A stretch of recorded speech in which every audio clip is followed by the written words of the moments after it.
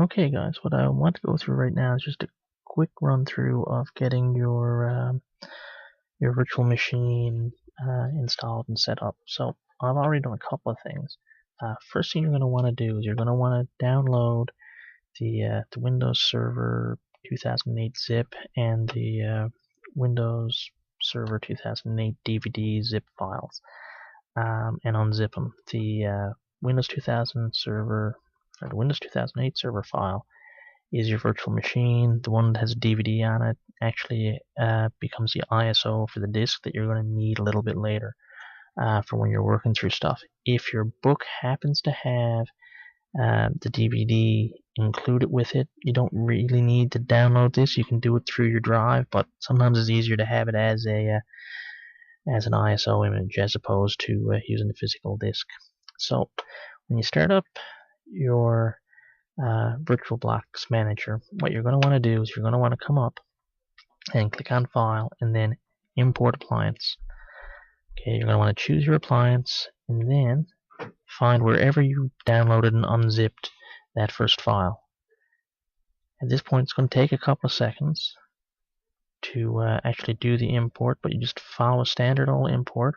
I probably should have reinitialized my MAC addresses, but it doesn't really matter. I would suggest you do check that box when you before you click the import button. So at this point, the virtual machine is just unpackaging and kind of getting set up to work on your local system. So at that point, you will be able to log into your virtual machine without issue. So it's saying 7 minutes. I'm hoping it's not quite that long because I've only got. I don't have that long in my video.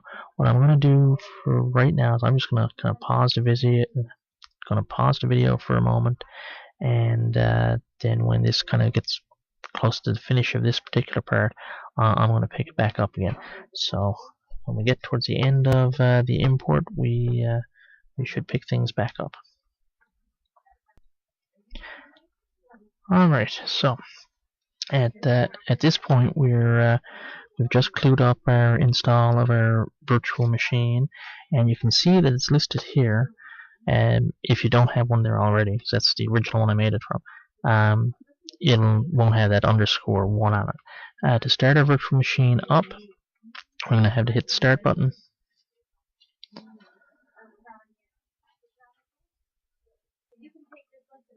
And our virtual machine should start up reasonably well. Hopefully it doesn't pop up too big like that for you for too long. There we go. You gotta love how it resizes all the time. Alright, so now as a virtual machine comes up, it's going to ask us to log in. It's probably going to prompt you to reboot almost right away. So I'm just going to drag it up so I hope you can see it all.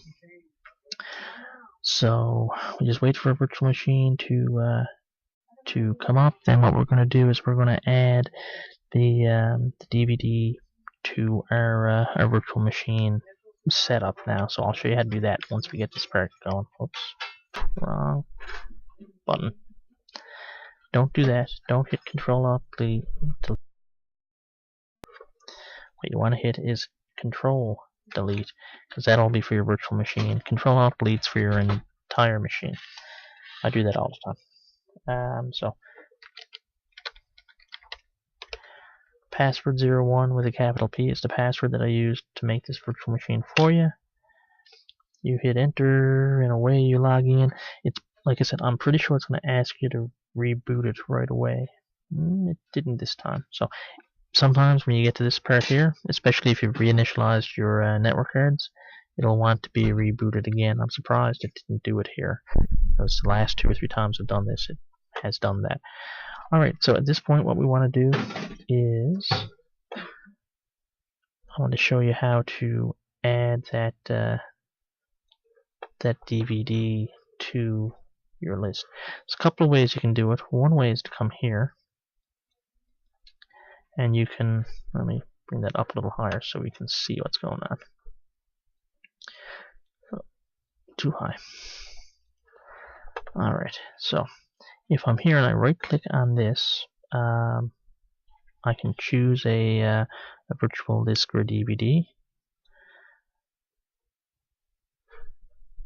That'll bring up a spot where I can now go, and wherever I unpacked my ISO file, so that'd be the one with the DVD zip after you unzip it, and I can add it like that, and that will be here now. So at this point, I'm able to, I go to my computer, and I go to Explore here. I don't want just opens good. Okay, so what you can see here now is you can see the contents from that disk. There's going to be times that you're going to need that disk a little bit later, so you're going to want to know how I did that. To kind of take that disk out of your drive, all you have to do now is go down and click on the checkbox, and it'll come out. The second time you might want to bring that in, again, you right click on that again, and it'll be in your pull down list. And I don't want the autoplay to do that. So there are a couple of things you need to know about working inside of your virtual machine, and a couple of things you'll want to be able to do as we move along. I think you'll find that this should kind of get you going reasonably well. So anyway, I will talk to you guys later, and bye for now.